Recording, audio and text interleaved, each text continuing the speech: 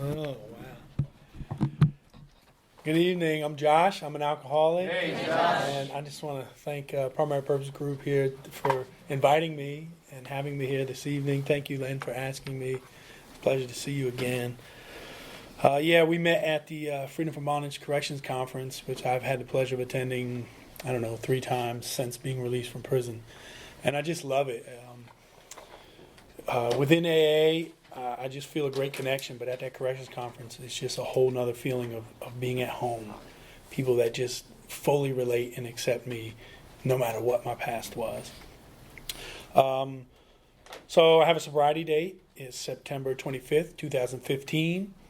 I have a sponsor who I stay current with. I'm going through the steps again with him. Not as fast as he'd like me to, but whatever. I have had the pleasure of sponsoring other men. I just recently got a new sponsee, so I'm excited about that because nothing teaches me tolerance and patience like having a sponsee. Because I want to do my own thing. I want to do it on my schedule, on my time, and now I have to get away from self and in a sense, put this person's needs before my selfish desires to sit on the couch and do nothing. So I'm excited about that. And, a little fearful. I have a home group, Primary Purpose Group of Durham. It's the better Primary Purpose Group if you did not know. Okay, don't let me get beat up. But, I think they've been a group for about 13 years, and I've been a member for about 4 since my release from prison. And I love it there. I had went to that. The last prison I was at was Hillsborough Prison, Orange Correctional Center, and at that minimum custody, there's the option of pre-approved male volunteers to take men out on passes. And I would go out on these AA passes, and I remember going to the Primary Purpose Group in Durham on 2 separate occasions on passes with 2 different male volunteers. So when I moved to Durham, which I'll get into later, I remembered 2 things about that group. I remembered that they were very friendly, and I remembered that it wasn't far from where I ended up living in that Oxford house. And I remembered it was a room full of women. There was like 2 male home group members. So, of course, I was destined to go there. But the reality is, they needed male presence. And I needed a home group to be of service at. So it fit. It wasn't my doing, right? It was a higher power somewhere in my life.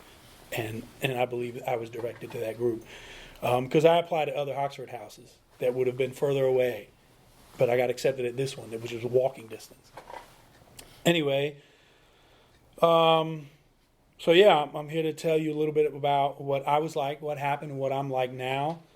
And I guess go until close to 8 o'clock or whatever. I got my timer right here. So I don't get a lot into my childhood, just, because not that I don't think it's important, I just don't waste a lot of time on it.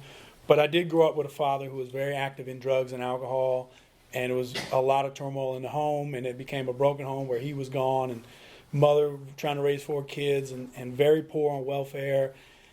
And at some point early on in life, I recognized that we are dirt poor. All the other kids have the Reebok pumps and the nice clothes from the mall, and I don't even know what the mall is. We shopped at Kmart or Jamesway or whatever it was back then. And I recognized that. And that was probably my first resentment in life. Without ever understanding what resentments were, I resented this family. Why do we have to be poor? Why can't I have the nice clothes? Why do I have to have hand-me-downs that are already worn out? And that started my anger issues. That started me just not fitting in because of feeling less than, feeling self-pity and all that. Didn't really care that my father was gone because now, whatever. I can do whatever I want, right? And he really wasn't around when he was there, them few years. So I didn't really build any resentments against that. Went on through life, was a lot of trouble in school, ended up going to a lot of alternate schools for behavioral issues and things like that, but I was always very good academically. I could just do the work without trying, without studying. I could pass the tests with little effort. And so school went well as far as grades. I got in trouble a lot. They felt like, you finish your assignments too early and then you're bored. I felt like, whatever, I don't need to be here. I don't know what I thought back then. There was fights, and there was just outbursts and getting kicked out of class early as second and third grade, and getting kicked out of school as early as the fourth grade, and going to alternate schools, and then it proceeded like that all the way up and through high school. Somewhere around the line, I'm sure I tried some beer or something early in, but I don't remember much of that. Somewhere along the line, my mother met a man, and they dated and got married, and they said, all right, we're going to move. I was born in New Jersey. And they were like, we're going to leave this state. It's, the taxes or whatever. So they chose North Carolina. I came down here when I had just turned 17, and I told myself, all right, this is a new start, new high school. I'm going to stop getting in trouble. I'm going to finish high school. I'm going to do this. And I came down here, and I got my driver's license like a month later, 2 months later, and that was it. School was an afterthought. Presence at home was an afterthought. It was party time.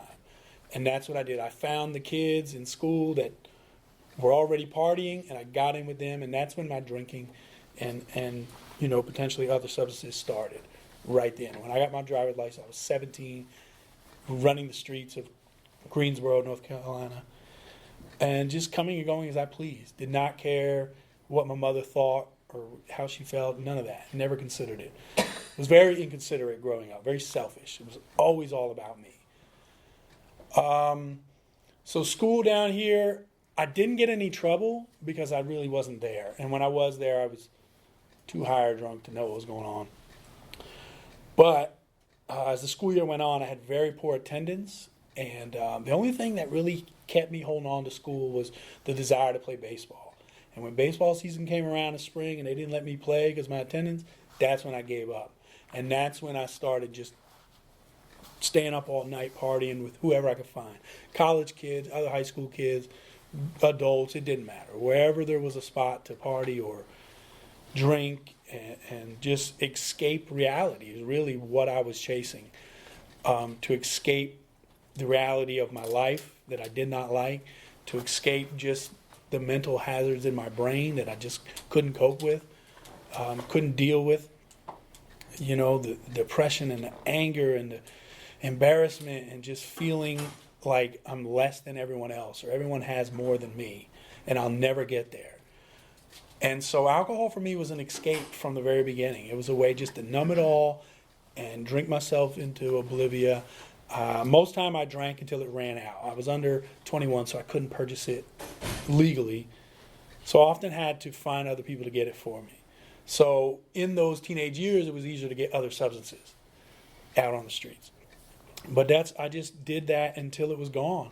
And then the next day I'd obsess over getting more. And that was my daily existence. Drink it, pass out, wake up at whatever time and obsess on, all right, where's the next drink? How do I get more? Who's got money for it? I would get jobs here and there in high school, but I wouldn't keep them. As soon as I got a paycheck, it was off to the races with partying, and I may or may not show back up to work when I'm scheduled. And I might come in on any given day and be like, all right, I'm ready to work, only because I want another paycheck. And for some reason, the bosses didn't like that. So they, oftentimes I'd show up and they'd escort me right back out the door. And that was okay with me. I really didn't care. I really didn't have much responsibility. I'm sure I had to put gas in the car, but oftentimes I'd steal the gas. I'm sure I had insurance payments, but oftentimes my mother would enable even pay the insurance. When I moved out from home, I had rent that would be due, and oftentimes my mother would enable me and pay the rent because I had some good excuse as to why I didn't have the money again this month. Because I drank it up, I partied it away. I started hanging out with some guys. Now I left high school. They wanted me to come back for like another year. It would have been my 6th year, and I was like, that's absurd. Don't you know, I'm too good for that. So I left, and my mother said, well, you're not going to stay under my roof if you're not in school and if you're not working. So I moved into a house with 2 of my buddies, and now it got real. Now it was just one big party spot. It seemed like bills were due every day. I don't understand where all the money went. And so what happened was, I didn't want to keep a job. I found out that if I got a gun and took your money, I didn't really have to go to work. And I thought that was the most genius idea ever. I could just take someone else's and pay my bills if I used it to pay my bills. And why didn't everybody do this? And of course, a lot of people do, politicians and stuff. Anyway, outside issue. So that's what I started doing. And because I'm such a good alcoholic, it progressed extremely fast because this disease of wanting more. Well, if I can get 100 from them, I'm going to get 200 from them, and I'm going to go over and get this one and this one and this one. And individuals became stores, and it became drug dealers, and it became gas stations, and it became just everything. And it was out of control, and it wasn't long before I was in and out of jail. And God bless my mother, she was there to bail me out every time. I rarely spent a night in jail. She would bond me out. And I would never pay her back, with a good excuse as to why I couldn't, but I never would. And then one time, I got some charges that she couldn't afford the bond on. And I knew right then that I was going to go to prison. And I was in High Point Jail, and I just justified it, kind of like, well, just think of it like I'm going off to college, and I'll be home in a few years. And that's how I tried to tell my mother, like, I'm going off to college. And she's like, what is wrong with you? This is not college. Like, she couldn't understand how I could just think that. And in my mind, I'm thinking, I'll go get buff and tatted up, and I'll come back, and I'll be the man on these streets. Right. But honey buns are the best thing. You go to prison and eat honey buns all the time. So, obviously, Anyways, so I ended up going to prison for quite a while. I had multiple charges in multiple counties that all caught up to me at the same time. And life changed, obviously, dramatically. And I told myself going in, even in the county jail, that I have to change. I don't want to be this guy. I don't want to live like this. So I started going to religious services. My mother did it. My grandmother did it. Various other people. And so I started doing that. And I was adamant about it. I was sincere about it. I was going to read the Bible from cover to cover. And I thought if I did that, I'm a good, pat me on the back, look what I did. And, my cellmates would be like, well, what'd you read? What did it say? I'm like, I have no idea. Somebody fed somebody and somebody healed somebody, and that was about all I could remember. But I thought because I'm going to their little Sunday service and I'm reading this, like I'm a good person now. Because in my mind, I was a bad person and I wanted to be a good person. And the reality, which AA taught me, was I was a sick person and I needed to get well. And that religious services that I stayed in for like 8 years didn't quite do that for me. Nothing in knocking that. It's just, for me, I was always working on the outer man. I didn't understand and know how to work on the inner man and change Josh. All I changed was the reputation and the appearance of what you see. Trying to change what you think of me. Because that's what my whole selfishness was based on. What do you think of me? And if you don't think of me what I want you to think of me, then I'm going to make you think it somehow, some way. And often in life, it was violence or anger to try to get you to change your mind, which obviously didn't work. But I would trick myself into thinking, well, now they respect me.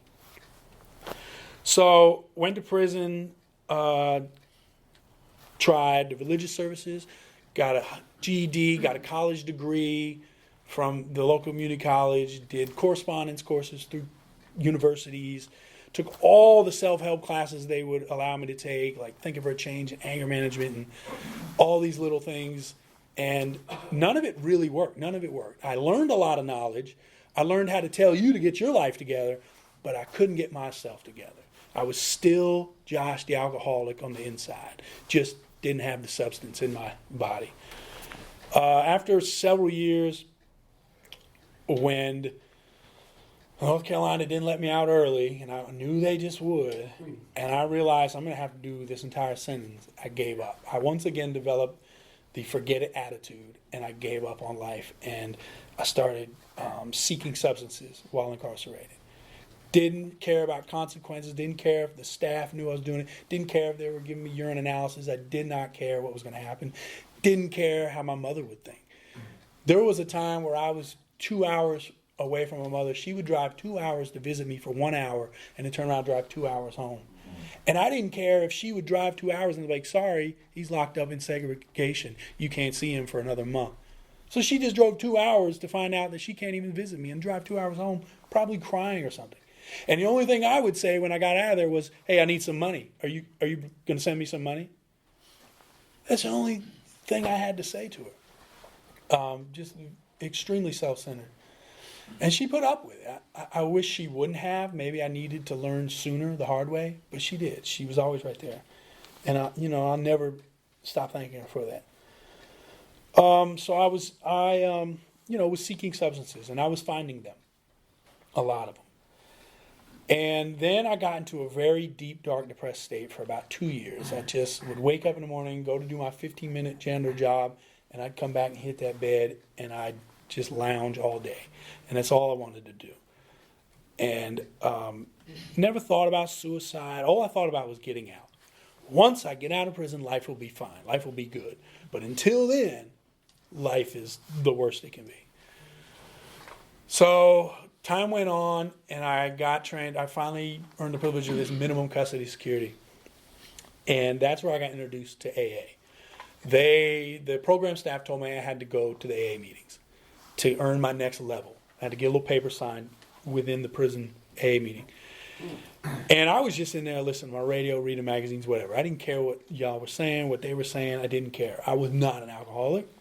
My only problem was I got caught for crimes. That was my only problem in life. At least that's what I told myself. So I made some acquaintances or friends, or whatever you want to call them. There was this one fella that was very deep in AA, and he's not in AA anymore. But he and I would play volleyball together. We'd do music together. We would talk about like psychology classes together. And then he'd see me in AA. And he was always trying to talk to me about AA. And I was like, man, leave me alone. So I transferred to the Hillsborough prison, got off the bus, walked onto the yard, and there he sat with his little guitar. Same guy. And I said, hey, man, I've earned my level 2. And now I can go out on passes like you do. I want to go out and get a cheeseburger or something, right? And I was like, so what do I do? And he's like, well, you got to meet the volunteers. I said, all right, where are the volunteers at? He said, they're in AA meetings. They're in church services. And he did both of that. And I had never did AA up to this point, and I stopped doing church many years ago. And I was like, man. So I started going because selfish motive, I wanted something that they had. They had the ability to take me out of here for a few hours. I wanted that. Church people were taking me out right away. AA people were like, you're not serious. You don't even have a sponsor. Get a sponsor, start working the steps, get through step 4 or 5, and then come ask me to take you out. I remember the first AA meeting. I walked in there, and it was a Saturday afternoon, noon meeting, and I never understood why these people would give up their life on a Saturday afternoon to walk into this prison and do an AA meeting. Like, you have nothing better in your life, and you want me to look in this room and see who has what I want? You're in prison on Saturday afternoon when you don't have to be. But I didn't understand the service level, right? So I walk in, we're introducing ourselves, and I was like, I'm Josh, and I'm not an alcoholic, and I'll tell you why. And this fellow was like, no. He interrupted me, first of all. He said, no, stay in denial. We like it that way. And that was my first resentment in AA, right there with that guy who then became my sponsor. And then the resentments grew from there. Today he's a good friend. We travel the state to different meetings. He goes and speaks a lot. Anyway, I kept coming back because I wanted that cheeseburger. I wanted to go out of that gate for 6 hours or 4 hours or whatever it could be and eat real food and, whatever we would be doing. And yeah, we'd go to an AA meeting. And eventually I got to do that. I got the sponsor and I was working the steps with him. I didn't really understand the steps. I didn't understand what it meant by powerlessness. I understand life unmanageable. I understood that. I didn't understand 2 and 3. What do you mean turn my will? It sounded like church again. I didn't understand resentments in the 4th step and fears. I'm writing spiders and heights. And he's like, no. Your fears. What are you afraid of? I was like, that's it. I'm a man. I'm not scared of anything. So I really didn't understand the assignment at all. And instead of asking my sponsor to help me or be honest and say, I don't know what to do, I would just, be a prideful man and say, well, yeah, I got it. No, this is all there is. There's only 2 resentments. It's the guy that snores, and it's the guy that gives me little pieces of cake in the lunch line. That's it. It's the only people I hate right now. And, of course, the list was so much longer, but I didn't understand none of that. And for whatever reason, like, he just let me do it my way. He didn't, like, stop me and say, no, do it this way. I mean, he had explained to me how to do it, but I didn't do it that way. And so we went through and we got to step 6. And he gave me this assignment. And to this day, I've never asked him where he I don't know where he got it from. He was like, go and ask 3 people in the program and 3 people not in the program to name 3 defects of character that you need to get rid of. I was like, what? So I didn't want to ask nobody nothing because that makes me sound weak. Tell me something I need to change about myself. And I'm in prison. Like, I got to be hard and all this, right? So I kind of stumbled around, asked a few people, and I didn't really know anybody outside of the program that I wanted to be vulnerable with, except for the volunteers. So I asked a few people here or there. It took me like 4 months to finally ask some people. And I came back to my sponsor and I was like, look, I got like 1 or 2 things from like 3 or 4 people, and that's it. Nobody can name 3 things. Clearly, I'm a good guy. Clearly, there's not that much I need to change. And him and higher power, I guess, he hit me with, maybe they can't name things because you don't open up and let people get to know you. And you stand too far away. And maybe these people that you call friends and hang out with all day long don't even know you. And I knew he hit it. He hit the truth. But I didn't tell him that. I was like, no, man, that's absurd. I don't know where you got that from. So that was the beginning of the end of that sponsor.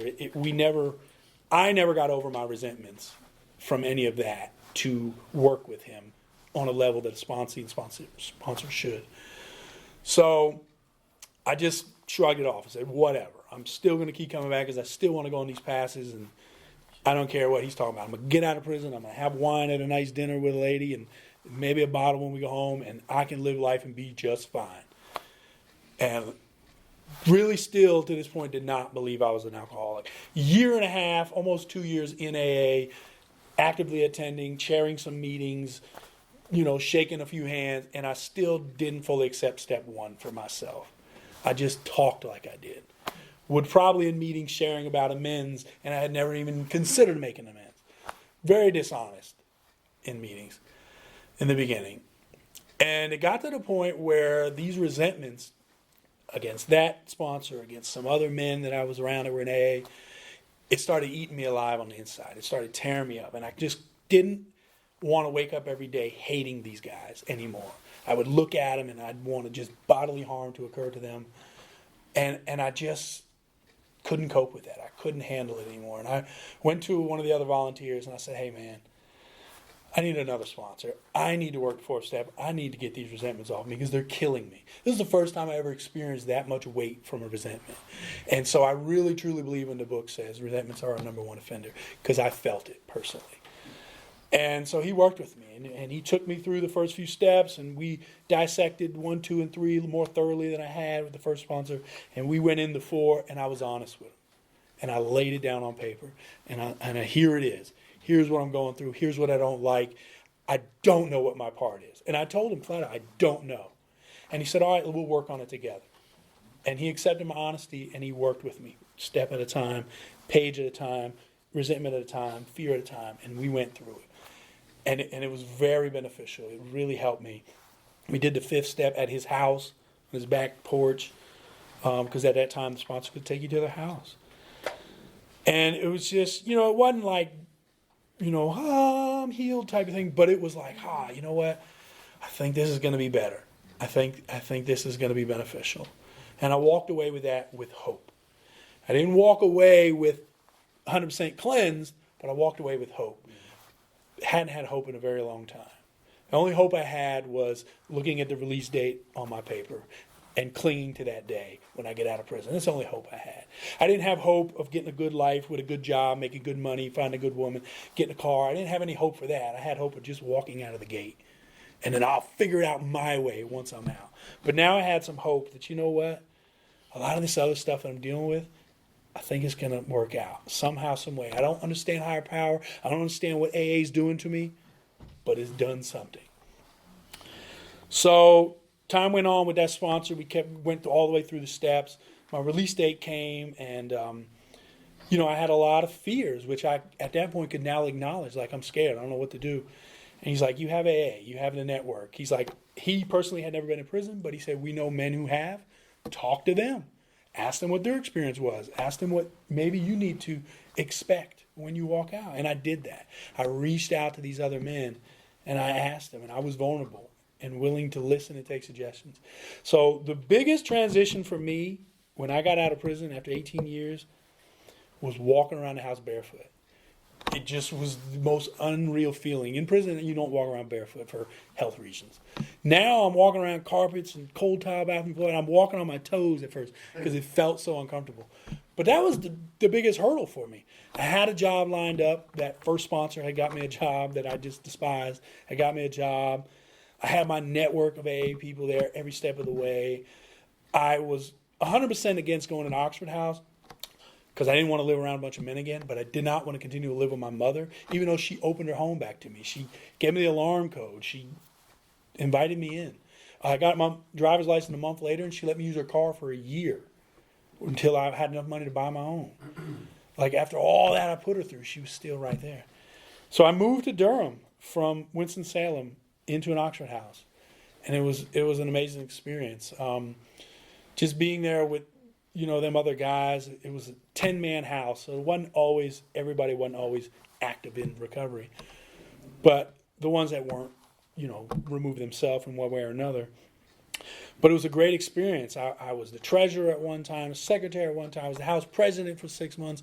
Like, I was doing service work, and I was enjoying being of service. When the new person came in and I could talk to them and show them the ropes around the house, take them to meetings in my car. Take them to my home group and introduce them around. Take them to the men's meeting in town and say, all right, here's a room full of men that are about recovery. Let's find you a sponsor. Because I didn't want to sponsor the men I lived with. I thought it would be a weird dynamic. Plus, I didn't want to sponsor. I was selfish. I don't want to give you my time. I was still young and A. So I'd take them to the men's meeting on Sunday night, and I'd say, if you're looking for a sponsor, this is the place to find it. And they always did. What about that guy? I said, go ask him. Like, whatever. They're all just as, one's as good as the other. And it was a really beautiful thing. I stayed there for like 14 months.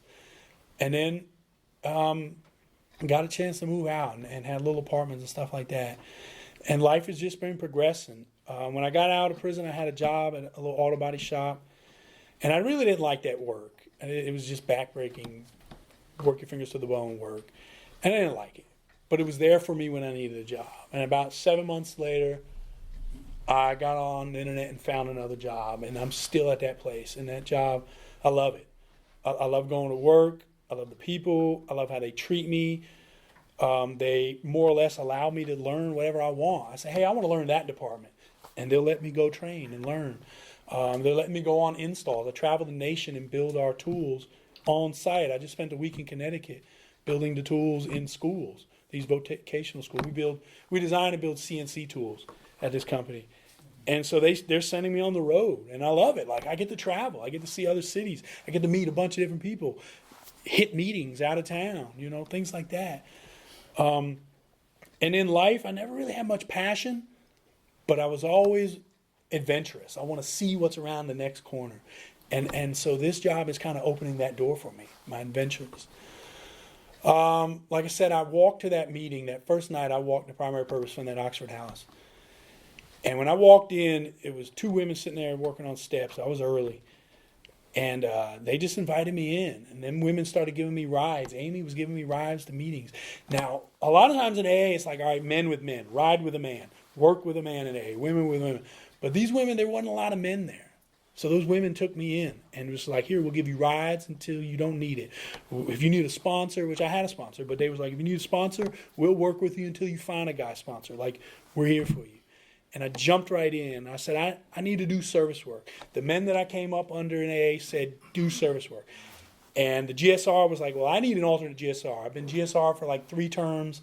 My kids are getting grown. I need a break. Will you do it? And I was like, yeah, I'll be alternate GSR. And they was like, we need a corrections rep. Do you know anything about corrections? I said, I might know a little something about corrections. So I was corrections rep and alt GSR at the same time. And I thoroughly enjoyed both. I love the assemblies. I love the back and forth, the motions, and the call is. I love that stuff. I love when they take an hour and a half on one debate for one agenda item. And everyone else is like, call the question. And I'm like, keep going. This is so interesting. The Robert's Rules of Business. I read the book like it's, yeah. And service nerd stuff. Man, I love it. I'm sad that I'm not going to the assembly this weekend in Charlotte because they're doing an area inventory. And I'm going to miss the inventory. Like, I want to see that. I want to see what happens. I want to see the arguments, the debate. But anyway, then I became a district corrections chair. And unfortunately, it was the beginning of COVID, 2020 and COVID, so I didn't get to do much. And to this day, I've never gone back in a facility as a volunteer because the facilities in my city have not opened up yet. But I'm looking forward to it. Like, I really want to go into a prison that has passes and take a man out, take him to meetings, take him to my home group, take him to get something to eat, show him AA outside of prison. Nothing wrong with AA in prison, but show him here's AA, here's the people that will love you no matter what your past was, and they'll accept you in these rooms. Show them what was shown to me, and then hopefully they'll get out and keep coming back. If they do, they do. If they don't, they don't. You know, I've learned enough in AA that it's not up to me what happens. You know, I don't beat myself up if they leave, and I don't pat myself on the back if they stay, because it's not me. It's their higher power, right? I loved being the GSR. I was really sad when my term ended, when my 2-year term ended. I wanted to keep being GSR. I wanted to keep going to the assemblies. And then I became a group treasurer. At the same time, I'm the district treasurer. Like, 2 people are trusting this ex-con with their money. I don't know who lied to them and told them I was trustworthy. No, but really it's amazing when you think, wow, these people, like, they're trusting me on face value. Like, they're not looking at a resume or looking at a background check and saying, no, you can never be treasurer. You are in prison. Or we don't trust you with our money or our debit card or whatever. They're like, who wants to stand? I raise my hand. All right, let's vote. Okay, you got it. Next one. And that's it. And I'm like, wow, this is all right.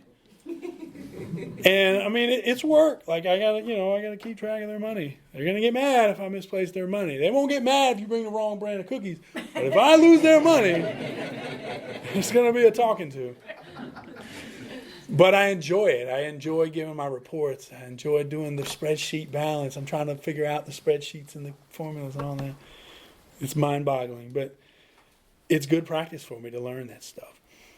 I had a service sponsor, and I was going through the service manual because I wanted to know more about that.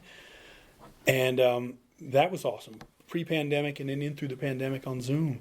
Now I attend a monthly service manual study with a bunch of people on Zoom. And it's really awesome to hear the stuff they have to say from their experience. 30, 40 years in AA. Some of them have been trustees at large. And to hear their experience in AA and on the service structure side. It's really intriguing stuff to me. And then I have a service sponsor or sponsee or whatever the term would be. Like, we're going through the manual together, and I'm teaching him, or I'm not really teaching him. We're learning at the same time, but we're reading it together and we're learning together about, all right, what is this upside down triangle? What are these other sections of AA? What does it all mean? How does that affect me as one individual AA member? How does it affect my group? How does the vote I vote at my group affect GSO and all that type of stuff? It's really great for me to take that time out of my selfish agenda and spend it with someone else. You know, because left to myself, I'm not going to do that. I'm not going to give you my time.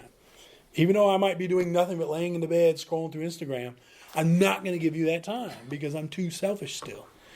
And my higher power, he's steadily working on me. You know, this new sponsee I got, to be honest with you, he's not someone I would normally connect with. He's not someone I would normally hang out with. You know, I'm not going to go to the Durham Bulls game with him. And my higher power knows this. And he says, all right, I'm not done working on you, so I'm going to send you this sponsee that you don't want, but you're going to take him. And you're going to give up your time. You're going to work with this man because he wants to get sober. And right now, I'm going to use you as a vessel to introduce him to AA. And I might not be a sponsor for long. I may be a sponsor for God knows how long. I don't know. But right now, all I know is I got to get outside of myself. Because I believe that's the path my higher power has me on. Learning that stuff. Learning to put other people first. Learning to be considerate of other people. And, setting boundaries but not making the boundaries so strict that nobody can fit in them. Being flexible with self. Because, like I said, I just want to stick to my own selfish agenda. And that's not what AA is asking me to do. It's not the suggestions that was given to me, and it's not what was shown to me by those volunteers who gave up their Saturday afternoons week after week to come into that prison and show us the books of AA and the literature of AA.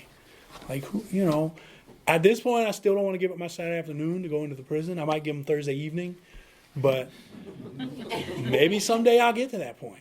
I don't know, right? I don't know. I never thought I'd be this far in AA. I never thought I'd still be coming to meetings. In the beginning, like I said, I didn't think I was an alcoholic for the first year and a half or two. Like, I just was like, yeah, I'm learning some stuff, but like, I wanted to do the program on my terms. And that's not doing the program.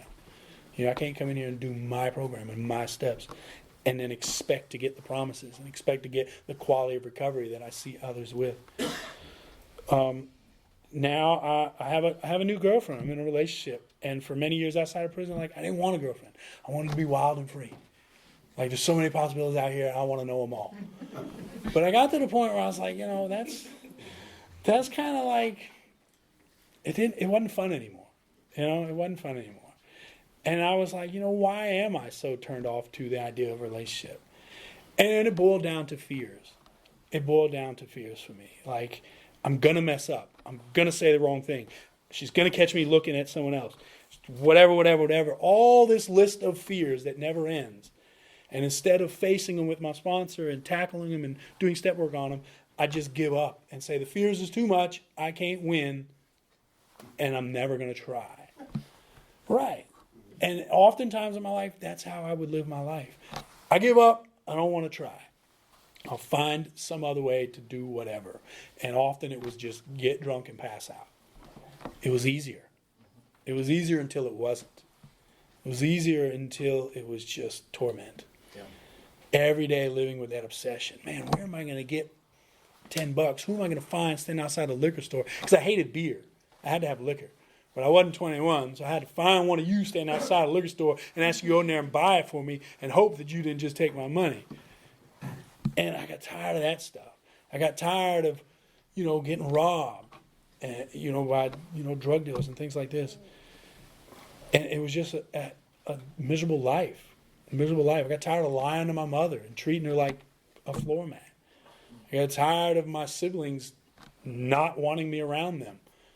I got tired of having no friends because I'd steal from everybody. They wouldn't trust me. Got tired of feeling so alone.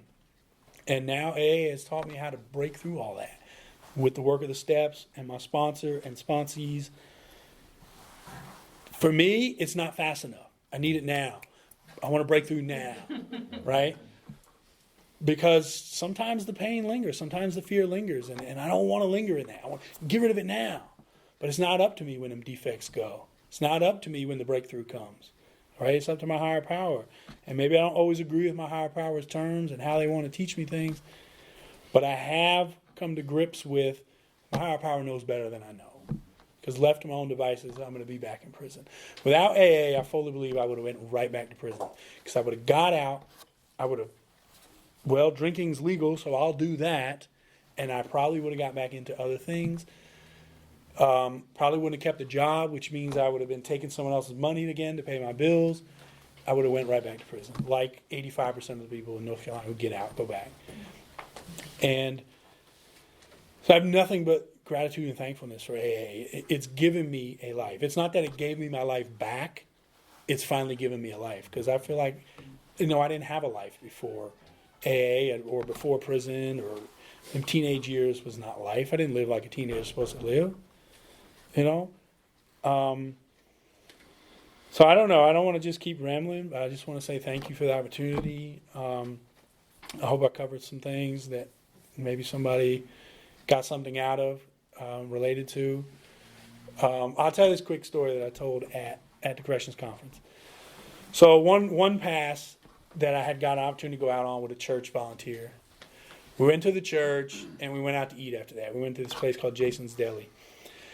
And I wasn't scared to be out in society, But I did feel a little awkward. I felt like everybody knew that I was on a pass, especially at the church. They knew this man was a volunteer. They knew whoever he showed up with came from the prison. So now I felt like awkward, like I'm with my head down. I don't want to look nobody in the eye because they're thinking less of me because they're nice, good, wholesome church people, and I'm coming out of the prison. Even when we went out to eat, I'm like, man, these people know. Like, they got to know. Like, it's just something. So at one point, I went to the bathroom. And this is my first time experiencing automated everything in the bathroom. Automated toilet. And that wasn't so bad. All right, just walk away and flush. Fine. I didn't want to touch the toilet knob anyway. Like, I'm borderline germaphobe. I didn't want to touch it. So that I was happy with. I get to this sink, and there was no knob. Like, I don't know how to turn the water on. And I seen the little black box, and I was like, all right, that must be there was one on the toilet. So I'm waving my hand around, and finally I'm getting a little sprinkling of water, and and now this time another man had come up to the sink next to me, and I see him in the mirror. And now I'm over here, I'm messing with the soap dispenser, and I'm hitting it, and I'm trying to get soap, and nothing's coming out. And I'm banging on this soap dispenser. And I look in the mirror, and this man's looking at me, like, frowning. Now I'm scared. Now I'm embarrassed. And when I get embarrassed, it's full flight mode. It's either fight or flight. I'm going to run away, or I'm going to beat you up for embarrassing me. Unless you beat me up. Then I'm going to run anyway.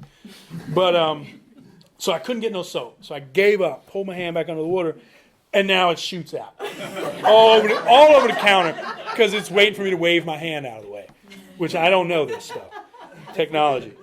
So I'm used to pagers and landlines before I went to prison. Like, that's what we had. So I'm scraping off the counter, and I see this man looking at me in the mirror, and he's shaking his head, and he's leaving in a hurry. He's leaving. And I'm scraping soap off, and I'm like, and I rinse my hands, and I come back out. And now I'm mad and I'm scared and I want to leave. And I go back to the little table and the guy, sweet old man and his wife, he's like, hey, you want some ice cream? And I just want to sit down. I'm like, yeah, ice cream would be good. He's like, all right, it's self-serve. Go help yourself. I just about broke the soap dispenser. I'm not touching this multi-$1,000 ice cream machine. I'm not going to be the reason why this place has no more ice cream. So I was like, you know what? That salad bar filled me up. I better not eat no ice cream. Salad bar.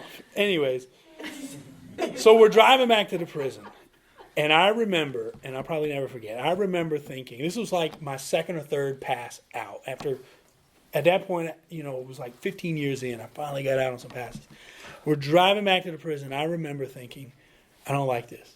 I don't want to come out here no more. I don't want to come out on passes no more. I'd rather stay in the prison and eat mystery meatloaf than come out here and deal with this scary stuff. And I went back in there and I told them church people, I don't want to go out no more. Don't put me on the list. I stopped going to their services. I told AA people, I was like, well, you're not going to take me out anyway, so don't even put me on the list. And they kind of like, well, okay. Like But I never acknowledged it. I never told my sponsor what would happen. I never told the other guys in AA that were around me. I just held it in. I tried to fight it on my own. And I couldn't. And I was mad. I was in turmoil. Like, I want to go out. But, man, I don't want to face what's out there. And I held that in until I got that second sponsor. And I put that on my 4th step list. Jason's Deli soap dispenser. Resentment. And he was like, explain.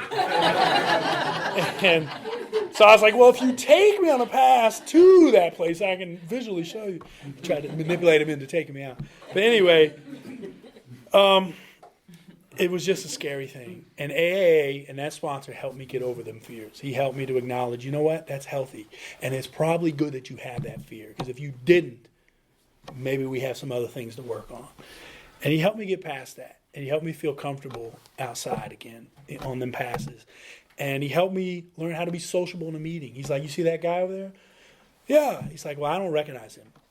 Okay. He's like, that means he's new. Go talk to him. I'm new. He should be talking to me, But he helped me learn, like, the social skills of AA. You go shake a hand. You go talk to him. Yeah, you don't have a phone number to give out, but don't be embarrassed about that. If they try to give you their number, write it down. Or if they ask for your number, just tell them the truth. Hey, I'm on a prison pass. I don't have a number. And it was crazy how many people were like, wow, that's awesome. I'm glad you're here. And they looked for me every week. And if I didn't show up, they're like, hey, what happened, man? We thought something happened. And it was finally amazing to realize, man, these people like care about what's happening to me. And I didn't understand that. But AA helped me to just love life. So thank you for letting me share.